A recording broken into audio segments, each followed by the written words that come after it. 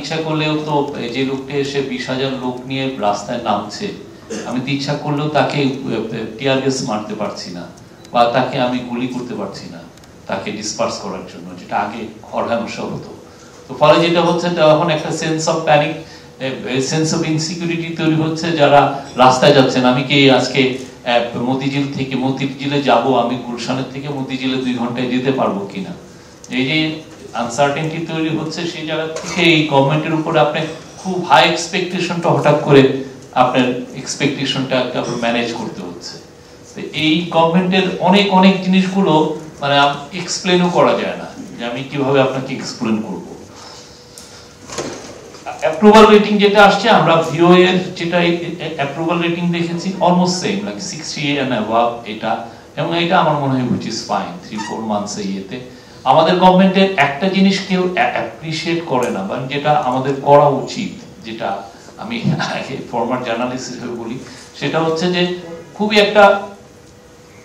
একটা প্লেন যাচ্ছে একটা টার্বুলেন্ট ওয়েদারের মধ্যে, প্রফেসর ইউনূস সেই প্লেনটাকে একটা সফট ল্যান্ডিং করিয়েছে। আমি মনে করি এই অবস্থায় আমরা 4 মাস পরে আমার এটা আমি বলতে পারি যে এটা হচ্ছে আমার ফিলিংস। যদি ধরেন মানে যেই ধরনের মানে এই সময়টা যেটা হয়, অনেকে আছে না, অনেক ধরনের ইউটিউবাররা পারলে প্রতিদিন বিপ্লব করেন, অনেকে অনেক ধরনের কথা বলেন, কিন্তু আমরা তো দেখছি মানে কতটা টাফ, এবং এই জিনিসটা আরো টাফ করে দিয়েছে বিকজ একটা ব্রোকেন ইকোনমি আমরা ইনহেরিট করেছি।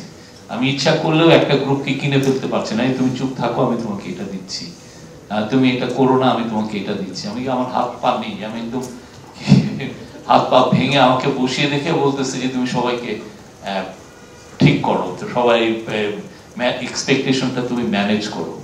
তো সেই জায়গায় আমি বলতে পারি যে ক্যাবিনেট মিটিং গুলো প্রথম দিকে মানে যে ধরনের একজন বলছেন যে আমি প্লিজ এখানে আবার কোট করে না, সেটা হচ্ছে যে এই ফার্টিলাইজার টাকা কিন্তু দিতে হবে, আরেকজন বলছেন যে না কাতার গ্যাসের টাকাটা দিতে হবে তাড়াতাড়ি এলএনজি, আবার ওদিকে আদানি $900 মিলিয়ন রেখে গেছেন আমাদের চোরতন্ত্রের জননী।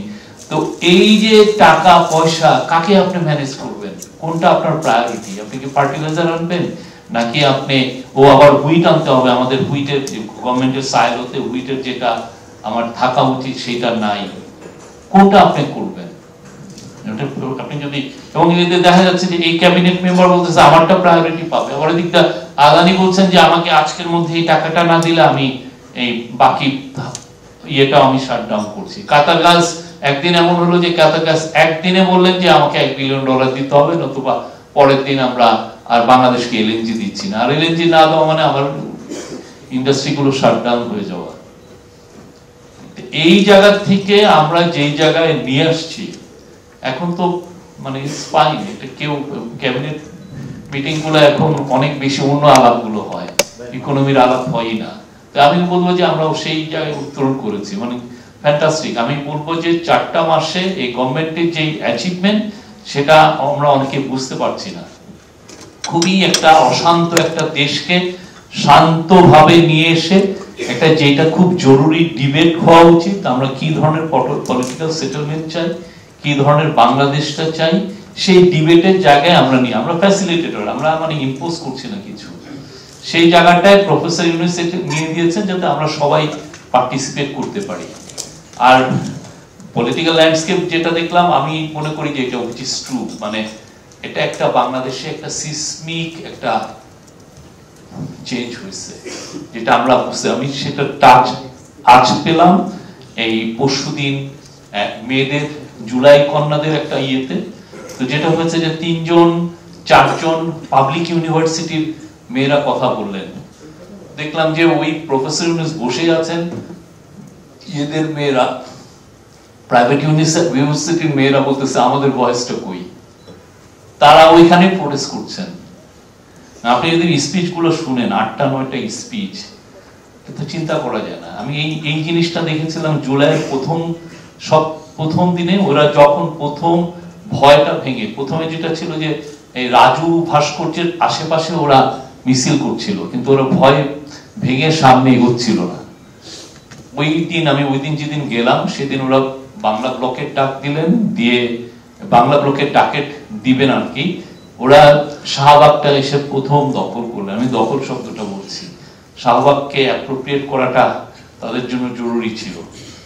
শাহবাগে যখন আসলেন, আমরা প্রথমে আমি বিবিসি শাহনওয়াজ রকি আমরা ছিলাম হচ্ছে এই রোকেয়া হলের সামনের ওইখান থেকে, দেখছি যে প্রথম যে ব্যাচটা আসছে মেয়ে, তারপরে ব্যাচটা আসতেছে মেয়ে, তারপরে ব্যাচটা আসতেছে মেয়ে, মেয়ে আর মেয়ে।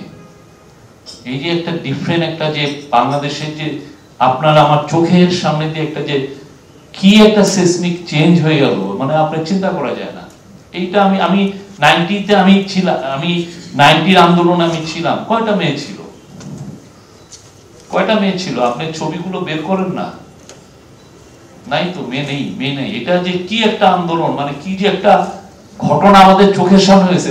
এরা আমার মনে হয় যে আপনারা যেটা বললেন, they will create a new political landscape, new Bangladesh. এবং প্রফেসর ইউনূসের কাজটা হচ্ছে এবং আমাদের কাজটা হচ্ছে এটাকে শেপার্ডিং করা, এটাকে একটা ফ্যাসিলিটেট করে দেওয়া, যাতে সেই জায়গায় আমরা যেতে পারি। ব্রেকফাস্ট, টিফিন কিংবা স্ন্যাক টাইমে মজাদার আয়োজন মানে অল টাইম ব্রেড।